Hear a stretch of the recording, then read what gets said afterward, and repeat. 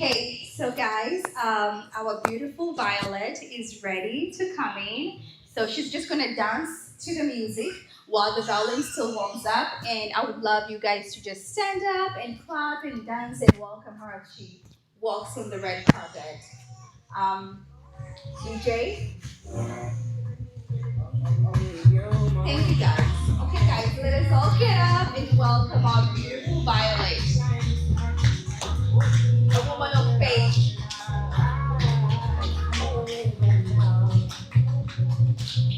Oh, come on, Violet. Dance your way. Don't walk, dance.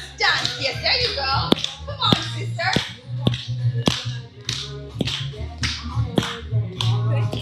You're welcome. Dance a little bit more. Come on. Yes, warm up.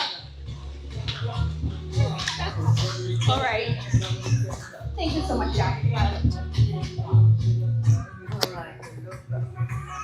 Thank you everyone for coming over here. Before you sit, we really thank God who allowed each one of us to be here.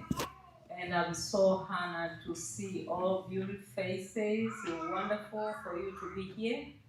It takes a community to make things happen. And I'm a believer, I cannot hide. And before I say anything like what we are doing it here, I would like to welcome my sister Anne to have a word of prayer before we start this. Yep, because this sister, she will have something to say. But let me tell you one thing. 6 years ago, during COVID, I was here in Washington. I was new. COVID hit. You have to stay home. No groceries. I came along. Then my husband came with my kids. My ex came with the kids. And there was no groceries. Guess what? God sent an angel in form of a human being and his sister Anne, who gave us essential things to use in our homes, trash bin, everything, food. My kids, they call her aunt of hot dogs. So I want her to pray before officially opening this session.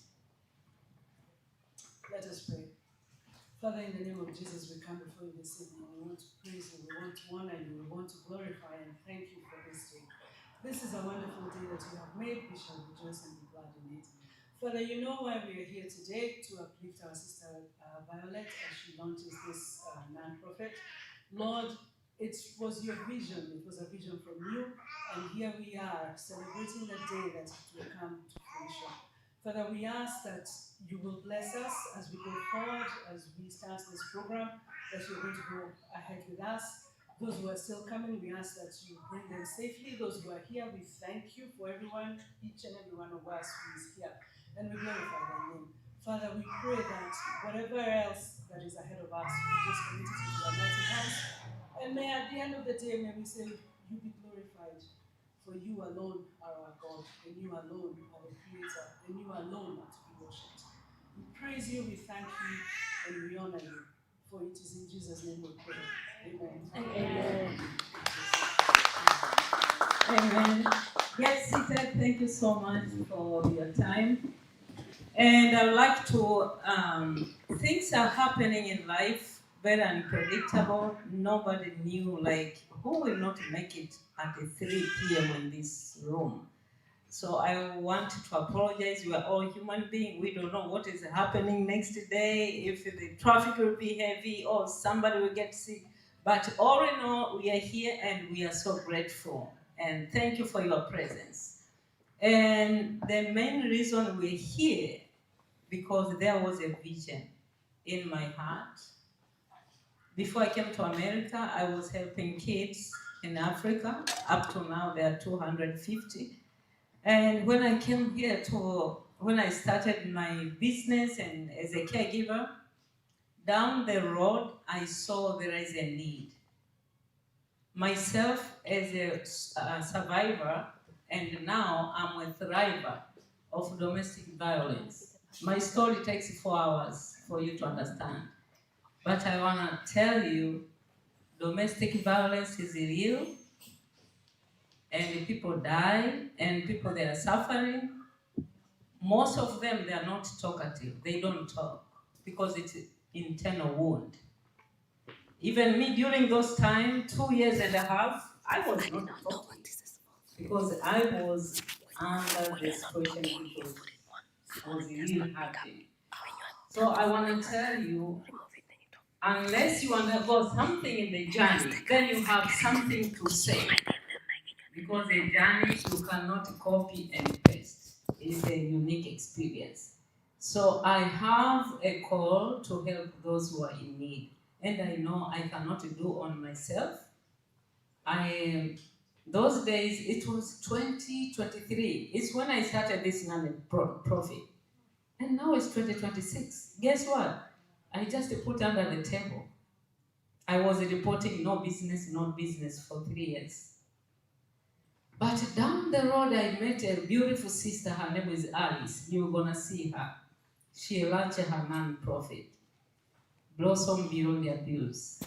Then I said, wow, why don't I do it? So we are here in this world to encourage each other. To encourage each other. Like somebody who is doing the best, who is doing something, you never know. By you saying yes to a call, you wake up another person, whether it's a woman or a man. So for me, my sister to launch a non-profit, and I was one of the speakers. I said, oh, so these things are doable. Eh? Jackie, can we do it? Oh, can we do it? Oh, yeah, let's put flyers and everything. David, can we do it? Oh, yes, we can do. Anna, can we do it? Yes. Can we do it? So for everybody who said yes in this room, it's God's plan for these things to be launched and other people to know so they can be donating. We can help more people. And not only domestic violence. I own a home care agency taking care of seniors. And during those periods, when I'm doing that, I found out there are some elders, seniors, who they need help. And they cannot help themselves. As you know, we are all different. You know, our income and everything, even our retirement, everybody's different. But it's not a reason like we can say, you know, it's okay because he didn't care or she didn't care. She didn't do saving. Then why bother? I cannot allow that things to happen on my watch because my heart is so big to help others. And I just say yes to a call. We can just join our resources together and make it happen. The more you give, the more you are blessed. We are all created not to be reservoir, like you cannot give. There is no life of not giving. But the more you give, you become a river and you are nourished yourself. And non-profit, as you all know, is not a one-person business. No. So I have members here. I have a treasurer and a member of. So we are 3, treasurer and secretary. So I'll call Renelle, who is a treasurer. And we want to launch today so it become public, everybody know. So Renelle Addington, welcome here. Yeah, John Nyamete, welcome. So we are 3. This is a, thank you so much. So I'm not alone. This is my team. We are just starting and we are opening a door for volunteering. Even those who say yes to give a speech, to do something today. Dr. Dorothea is there, Dr. Ann, Alice, David is here, and everybody is here. You are watching a birth of Flying Angels of Hope. And why flying? I'm a product of Hope Link in Bellevue Bellevue and Redmond. Hope Link. For me, I decided, okay, I can have a non-profit which says Flying Angels of Hope because it's not about Washington. With the time, we'll go global. So that's a vision. and say, I'm so thankful. Please say something before you go. Hi guys, thank you so much for coming today. We really appreciate you being here. And I just wanted to say, if you guys want to volunteer or be involved more than you are today, we would really appreciate your help. And we could always use more people to help the elderly who are alone. And we're just wanting to expand the help that we're giving to some of our elderly clients and people who, don't have the money to be able to afford it, people who just need companionship. So you guys would be of assistance to us like that. And yeah, we'll reach out with more information on it. So thank you so much for coming and being here today. Okay. Okay, John, welcome. Hi, everybody. I'm happy that we are here today. And it is an opportunity that all of us have to help those who are in need. Once in a while, when you are able, help where you can. A time will come when you'll say, I wish I did it. Before you say that, why don't you do something? So, ladies and gentlemen, welcome. Let's work together. Thank you so much. Yeah, thank you. Yeah, Jackie, thank you. I think I'm done. So we are here to launch a non-profit, and I'm so happy for you to be here and be part of our journey as we go. And as a baby is born today, is kind of naked. We have to cover, we have to put some pampers and whatever. It's a new baby, so we all can dress her up. The non-profit. Jackie, thank you. DJ, we have DJ somewhere. Thank you so much, Violet, for that amazing introduction. So we've been sitting with John here all along. We did not know that he is somebody knows somebody. So if there's one thing I'm taking away from today is do not despise who's ever sitting next to you. You could be sitting next to the millionaire or zillionaire or your destiny helper who needs to get that project going. So as you sit, make sure you know what the person sitting next to you does, or get their number, or get acquainted, because you just never know. And without wasting any time, I would like to welcome our first speaker. I know it feels really rushed as we're trying to get this thing going, but we're just trying to make sure that we are getting everything that needs to be done today, share a meal, and get some mingling time. So in case you feel like we are rushing, we're just trying to, save some time. So our next speaker is David Otwell. And David is a very interesting man. And his journey is a very powerful reminder that purpose does not retire. He is a leader, a creative person, and someone who is deeply committed to empowering others. His story is one of the resilience, growth, and an impact in our community. So if we could all put our hands together for David, I would all appreciate you. Thank you, David. Thank you. Okay, who was that guy she just described? It doesn't always feel like it's me. I want to talk about safety, and I know that when I was driving here today, I recognized that this is a very difficult topic, and that I would be taking on one of the harder things to discuss, especially with people that I may not know or may not know your history, what's gone on in your past. I am a chief instructor, a martial arts instructor, and so I'm accustomed to dealing with safety at the point of contact. But I want to back up from that and just ask the general question to think about, when was the last time you truly felt safe in any context? Whether you're walking down the street, you're in a relationship that's not working, and we're talking beyond the physical safety, talking about safety, emotional safety, spiritual safety, psychological safety. These are all very important things for us as human beings, as people. And like I said, this is a difficult topic, and so if I tear up a little bit, please forgive me. When we think about that, And part of this whole effort, and God bless you, Violet, for what you're doing. I know, as somebody who trains women in self-defense, I know so many women who have had difficult situations. And I get them when they're beyond whatever has happened, and I get them at the point of desperation and where they're physically afraid. When we think about what that is, that's domestic violence. And domestic violence comes in a lot of forms. It could be physical, it could be control, it could be very subtle in many ways. And it's very difficult to put a label on that, because we go through life like I did in my life, just with a certain way of looking at myself. Who am I? What am I? How do I see myself? And do I see value in that person?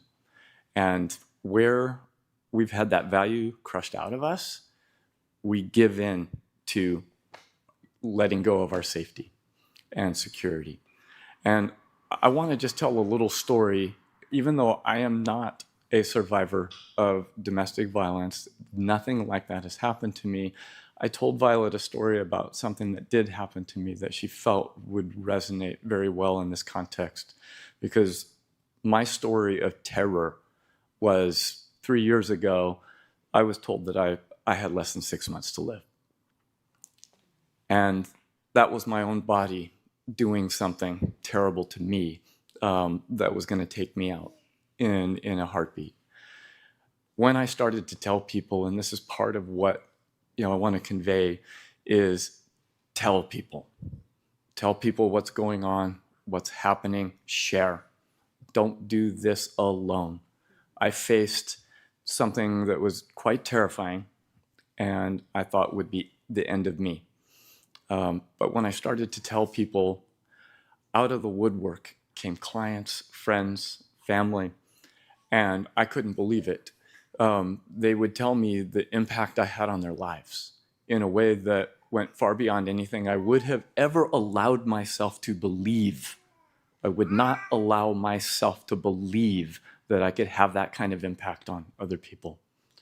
And that was my own insecurities, my own colored glasses that would not let me understand that I had value to other people. And they told me that.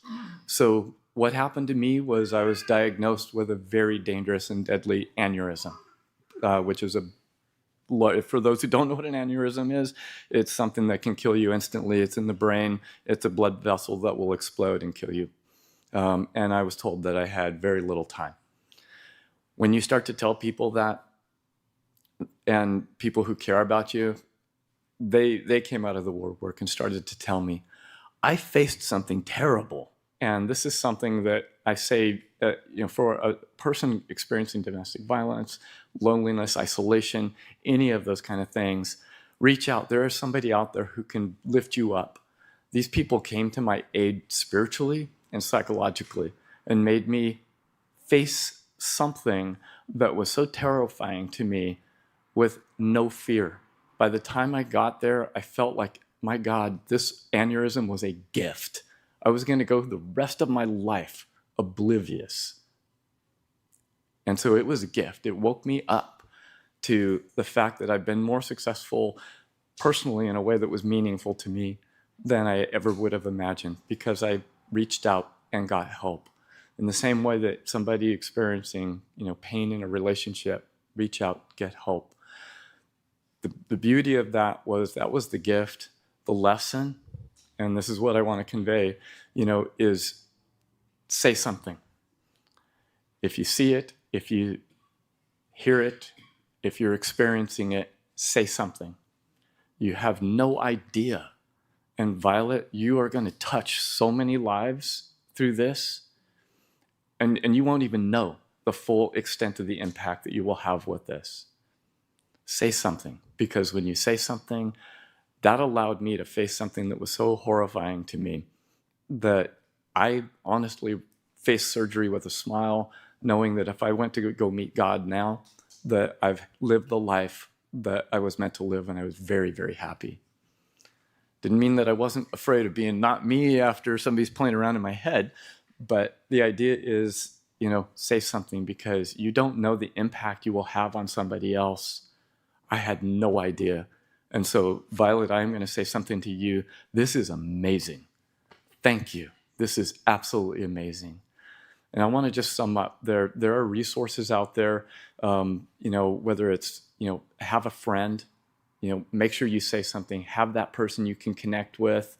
There's domestic violence resources, hotline, and there's also just ways of looking at it. And when I look at empowerment, I became empowered through the support of others around me in that moment. Find that source of empowerment, whether you don't have it yourself now, they will help you. We are all shining diamonds, and most of us don't even know it. So when you see somebody do something great, let them know. Tell them. Thank you.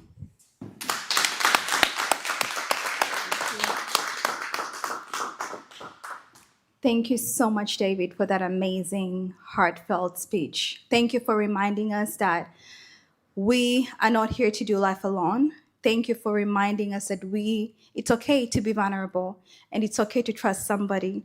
And for all of you who will be trusted with a story from a friend, from a neighbor, do something, whether it's helping, whether it's praying, or sometimes it's just carefully confiding that thing that somebody has told you. When it comes to domestic violence, I do know sometimes we fear telling people because they will tell other people who will not even help. And it turns out to be a gossip or a rumor. So today is just another day of us being reminded. Let us be sensitive to the stories we hear. Let us be sensitive and mindful too of whatever we see. And if you know a story or you hear something, instead of gossiping about it or telling somebody about it, pray about it and find a way of how you can help somebody. But above all, do tell somebody, because whoever you're telling could have experienced that, or they might have help for you. And in one way or another, it will lead you somewhere. I met David at, he's actually an instructor who teaches my sons. I have two sons, 11 and 9. And one day I was thinking, like, I need a photographer. I need somebody who can help me take pictures of my decor. And I did not know what led me to opening my mouth, but I went to pick up the boys, and the instructor came out to tell me how wonderful they are.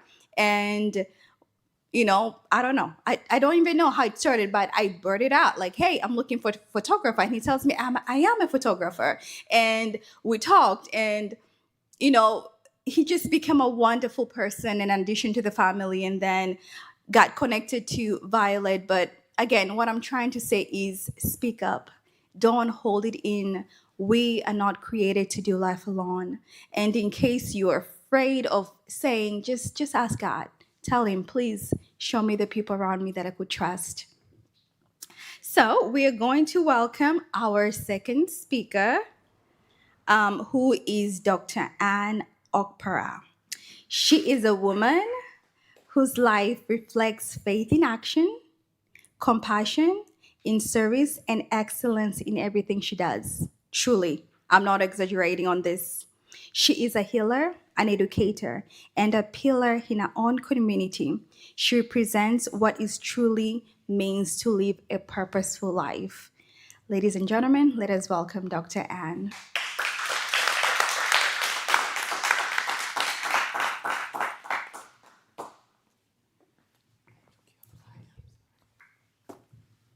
Thank you.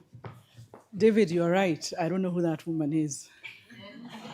But I have to say this. What David said was in order, because I am a firm believer that your story can and will be a rescue page for somebody else. So when you talk about your stories, it does help. Well, my name is Anne Okpara, Dr. Anne Okpara. I am a urologist, but I'm not here in that capacity.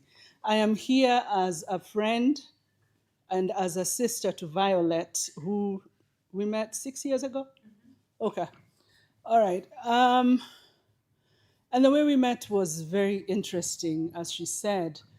And I didn't orchestrate, it was God orchestrated. The church I belonged to at that point, well, even today, decided to have a food bank during COVID when everything was shut down and whatnot. So that is how we met. And even after that, one day I was home, had the day off. I was laying in bed, and a voice just told me, you need to get up, you need to go see Violet. And in our tradition, you don't go empty-handed. So I stopped somewhere to get a few things, and a friend of mine called me and asked me, what are you doing today? And I said, oh, I'm going to see this lady, blah, blah, blah. Can I join? Yeah, sure, come. And then she goes, so where are you? And I said, oh, I'm here, I'm doing this, that, and the other. And she said, oh, okay, I can do this, this, and that. And I said, okay, fine. And we went. I believe in God. I believe in faith. I believe in miracles. We get there, and Violet tells me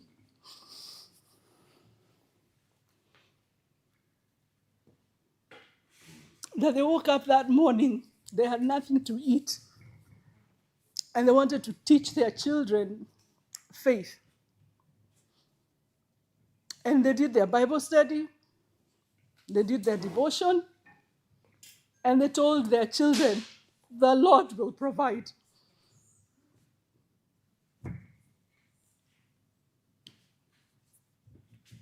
A few hours later, my friend and I drive up in the driveway. We found them doing some work. We came and we said, hey, we have a few things in the car. They get the things out of the car, and the kids, I mean, I have boys, so I was like, okay, she has 2 girls and a boy, what would they like? And my boys loved hot dogs, so I said, let me get some hot dogs for the kids and some ice cream and whatever else. And when she told us that story of the devotion in the morning and how they taught their children that the Lord will provide, and He actually did, it was amazing. It was amazing. Anyway, so she asked me to talk, to speak, not to tell you that was a bonus, but to encourage us. And I have a story, though it's not mine. Mine is from the Bible. 2 Kings chapter 7, verse 3 and 4. There were 4 lepers. There was famine in Israel at that time. Elisha was a prophet. Elisha, yeah. He was the prophet at that time. And there were 4 lepers who had been outcasts. Those of you who know the Bible, lepers at those days used to be sent out of the city, and they would have bells or chimes that would chime, or they would walk around saying unclean, so that nobody comes near them, right? So these 4 lepers were starving as everybody else during that time. And they called themselves to a meeting and they said, guys, if we stay here, we're going to die. If we go into the city, we will die. But the Syrian army was attacking Israel. But if we go to the enemy camp, they may save us or we may die. But the sure thing is they were going to die. So they decided, let us go to the Syrian camp, right? And what were they going to look for? Food.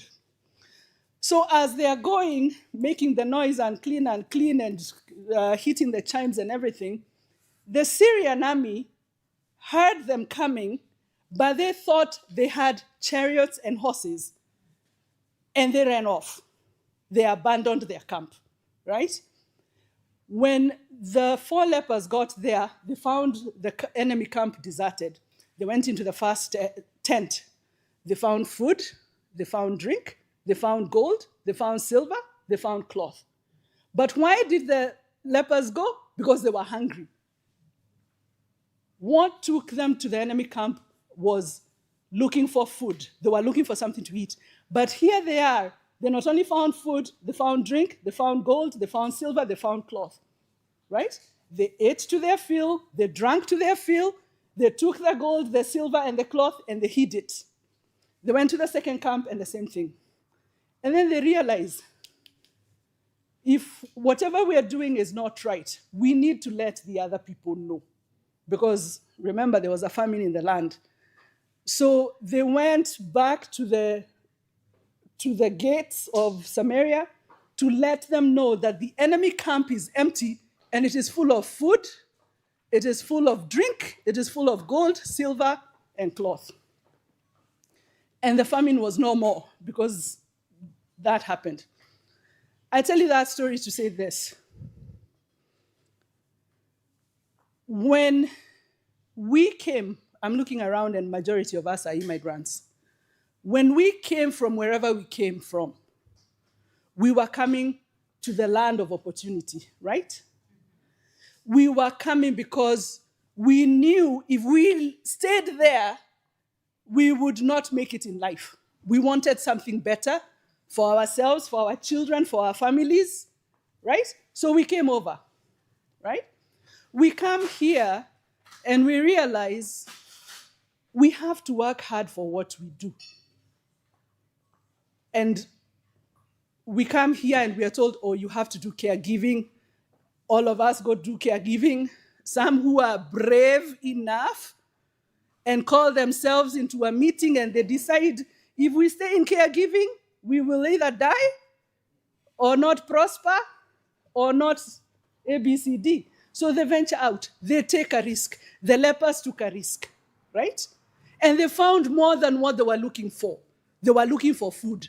They found gold, silver, drink, cloth, right? So when you